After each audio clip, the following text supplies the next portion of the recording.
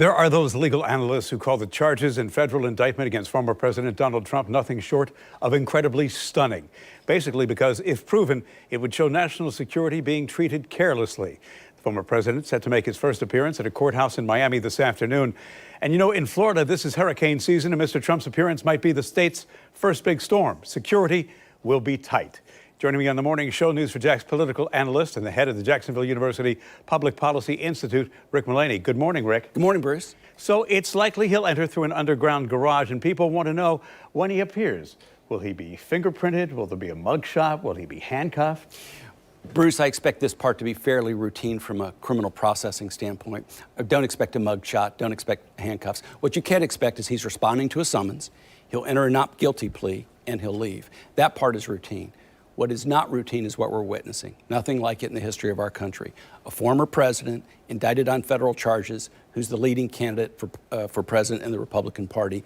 Unlike anything we've ever seen, we'll see it this afternoon. The process will be routine. The event will not. So does this federal indictment change the landscape for him at all? Because there are those who say that he faces dire legal peril. He could get up to 20 years in jail if found guilty.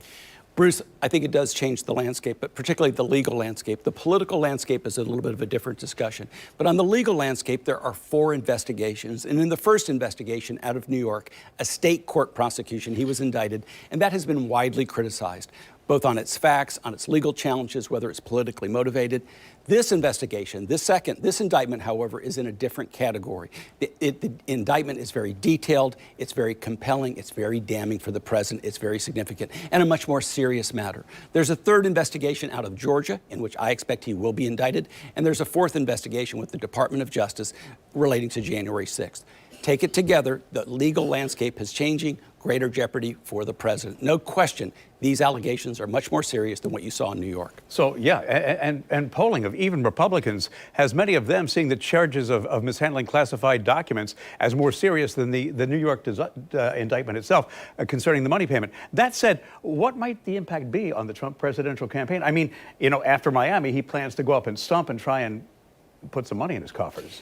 Well, Bruce, now you're going to the political landscape, and let me say, if history is any guide, I do not think it's going to change the trajectory of the nomination for President Trump when he seeks the Republican nomination. When he was indicted in New York charges, he raised more money. He increased his lead over his opponents. Right now, all you're hearing about, although there's 11 candidates in the race on the Republican side, you're hearing about one.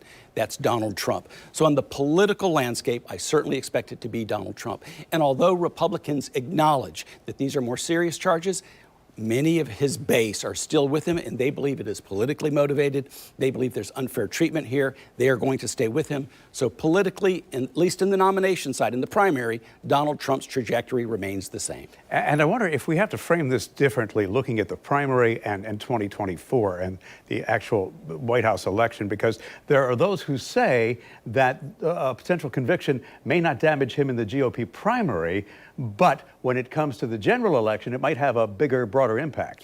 Bruce, I think there's a clear distinction between the primary and the general election. Very much the charges or conviction, if we get to that point, could affect the general election. Remember this, whether he's charged, indicted, or goes to prison, that does not change the fact, that does not prevent him from running. In the end, the only way he doesn't get the nomination or become president is in the ballot box. And I do believe this can impact the general election with independent voters, with moderate Republicans, with moderate Democrats. But on the other hand, you always have to ask, who is your opponent?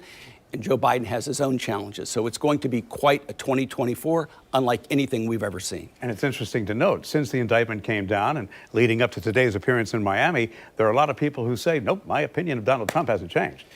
Bruce, in general, it's one of the most partisan, biggest divides in the history of our country.